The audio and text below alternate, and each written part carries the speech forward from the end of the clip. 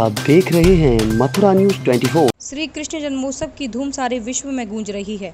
लाला कन्हैया का जन्म ब्रजमंडल में जोर शोर से मनाया जा रहा है। कृष्ण जन्माष्टमी के अवसर पर तीर्थ नगरी के मंदिरों में प्रातः काल पंचामृत अभिषेक से अपने अपने आराध्य का जन्म उत्सव मनाया गया। गोस्वामी गोपाल भट्ट के द्वारा शालिग्राम की शिला से प्रकट राधा रमण महाराज का प्रातःकाल पंचामृत अभिषेक किया गया, जिसमें 108 जड़ी बूटियां 251 किलो दूध दही से अभिषेक वेद मंत्रोच्चारण के मध्य संपन्न हुआ। राधा रमण लाल की छवि देखते ही बनती थी। कोविड-19 के चलते भक्तों का मंदिर में प्रवेश नहीं था, लेकिन सेवा गोस्वामी के द्वारा ही दर्शन किए गए। वहीं शाजी मंदिर में राधा रमण लाल देव जी महाराज का पंचामृत अभिषेक किया गया। मंदिर के प्रबंधक द्वारा वेद मंत्रोच्चारण के मध्य यह अभिषेक समारोह संपन्न हुआ। लगभग 2 घंटे तक पंचामृत अभिषेक का कार्यक्रम चला। इस बारे में जानकारी देते हुए राधा रमण मंदिर के सेवायत अनिल गोस्वामी ने बताया कि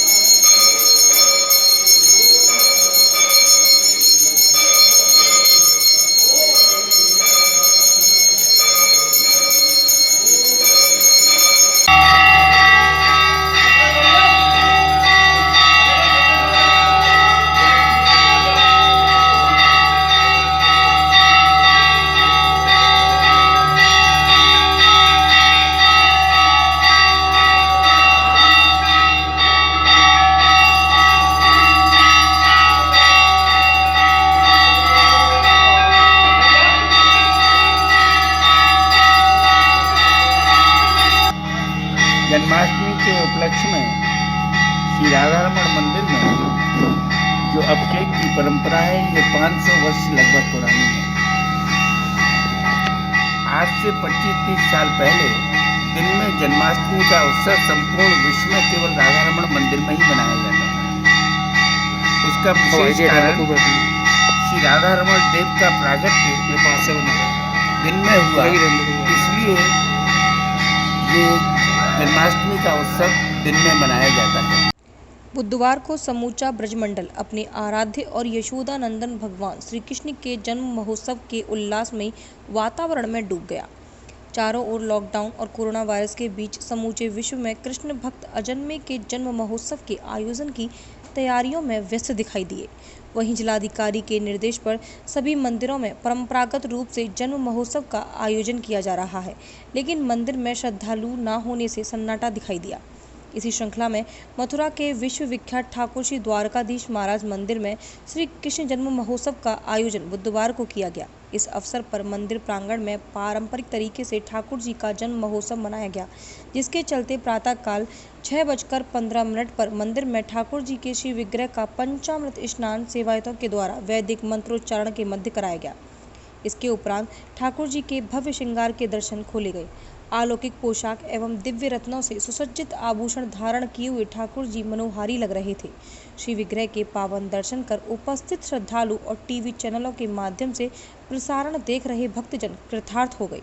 इस मौके पर मंदिर प्रांगण में महज कुछ श्रद्धालु और मंदिर सेवायतों के द्वारा ही ठाकुर जी के श्री विग्रह की अलौकिक दर्शन किए गए, लेकिन प्रशासनिक आदेश पर मंदिरों में विभिन्न चैनलों के माध्यम से सीधा प्रसारण कराया जा रहा है, जिसके श्रद्धालु अपने आराध्य के इस महोत्सव के आयोजन को अपने घर बैठे ही दर्शन कर पुण्य लाभ प्राप्त कर सके।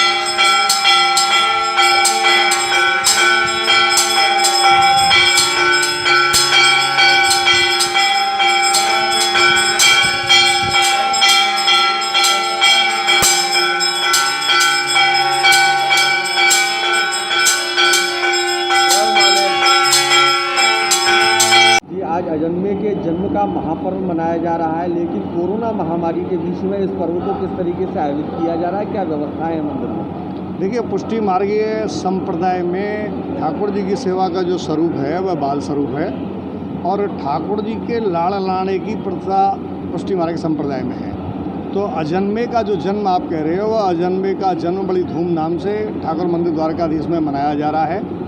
जहाँ तक कोरोना वायरस की महामारी की बात आपने की, उस महामारी की वजह से जनमानस का और भक्तों का आना प्रवेश बंद है और इसी को देखते हुए हमारे मंदिर के गोस्वामी श्री ब्रजेश कुमार जी महाराज और डॉक्टर भागीश कुमार जी महाराज ने यह निर्णय लिया कि इस बार भक्तों को दर्शन कराने के लिए आप लोगों के माध्यम से और विशेष करके दूरदर्शन के माध्यम से कि राजाधिराज के जितने भी भक्त हैं वो दर्शन से वंचित न रहें और उनको ठाकुर जी के दर्शन बड़ी अच्छी प्रकार से हो सकें। आज प्रातःकाल ठाकुर जी का पंचामृत हुआ, पंचामृत के बाद ठाकुर जी के भव्य श्रृंगार हुए और श्रृंगार के बाद राजभोग के दर्शन खुले और इसी प्रकार जागरण की झांकी और जन्म के दर्शन सभी पूरे दिन आज चलते रहेंगे और सभी कार्यक्रम बड़ी धूमधाम से मंदिर के प्रांगण में मनाए जा रहे हैं। बिना भक्तों के प्रभु के अवतरण की इस लीला को एक बार जीवंत किया जाएगा, तो इसमें क्या कुछ कमी नज़र आ रही है?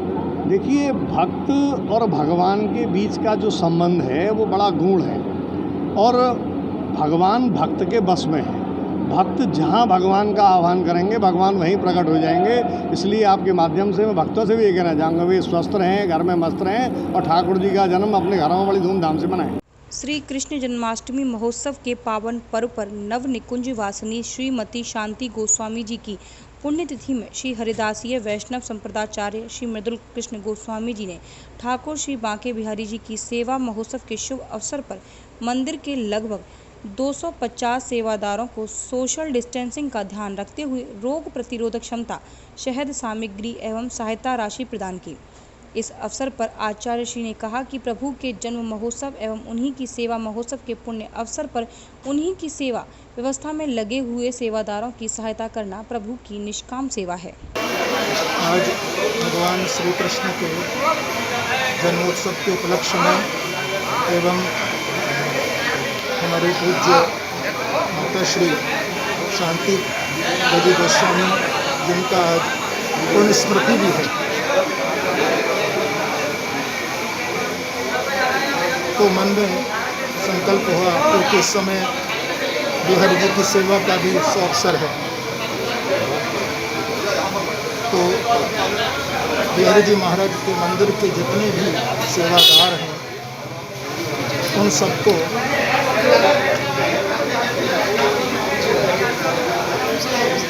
कुछ राहत सामग्री और सहायता राशि मन में संकल्प हुआ था कि इस जन्माष्टमी के पावन पर्व पर सभी सेवादारों को प्रदान की जाए,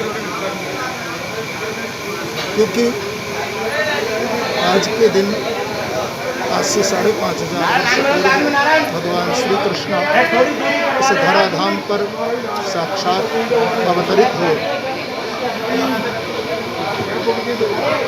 श्रीमद् भागवत में बड़ा सुंदर वर्णन किया है कि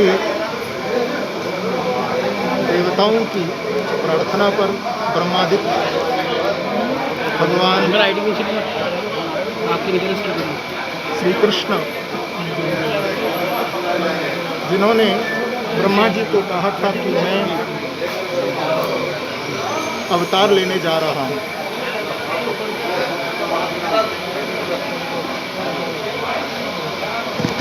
केवल अकेले नहीं, मेरी परम आह्लादिनी शक्ति श्री राधा रानी के साथ में अवतरित होने जा रहा हूँ। तुम सब अपने अपने अंश भूत से धरा धाम पर जाकर के तुम अवतरित हो। तो भगवान ने आज से 5,500 वर्ष पूर्व आज के पवित्र दिन भादों कृष्ण पक्ष अष्टमी तिथि, और ये भी बड़ा संयोग है कि भादों का महीना है, कृष्ण पक्ष है, और जिस दिन भगवान श्री कृष्ण का प्रादुर्भाव हुआ उस दिन भी बुधवार था और आज भी बुधवार है। ये बड़ा संयोग है। मुझे तो लगता है हमारे राष्ट्र के लिए और विश्व के लिए ये दिन मंगलकारी है। श्री कृष्ण जन्माष्टमी के अवसर पर निधिवन राज मंदिर में वृहद वृक्षारोपण कार्यक्रम वन विभाग के द्वारा प्रारंभ हुआ। निधिवन की तलैटी में 50 तमाल एवं कदम के वृक्ष लगाए गए। बुधवार को दोपहर बाद फॉरेस्ट ऑफिसर आरसी मिश्रा के सानिध्य में यह वृक्षारोपण का कार्यक्रम प्रारंभ हुआ। स्वामी हरिदास जी की साधना स्थली के समीप कदम एवं तमाल के पौधे लगाए। वहीं वन विभाग के अधिकारियों ने बताया कि वृंदावन में जगह जगह कदम एवं तमाल के वृक्ष लगाए जाएंगे। इस बारे में जानकारी देते हुए फॉरेस्ट ऑफिसर आरसी मिश्रा ने बताया कि जो है कदम के 15 पौधे लगाए गए हैं और भी अन्य प्रजातियों के भी लगाए जा रहे हैं, जैसे तमाल है ना, उसके भी पौधे लगाए जाएंगे। सर एक बड़ी विशेष मतलब बहुत परेशानी की बात है कि वृंदावन में सब दीमक लगी हुई है पूरी जमीन पे और विशेष पौधों को खा रही है, पेड़ों को खा रही है, तो इसके बारे में कोई उपाय किया?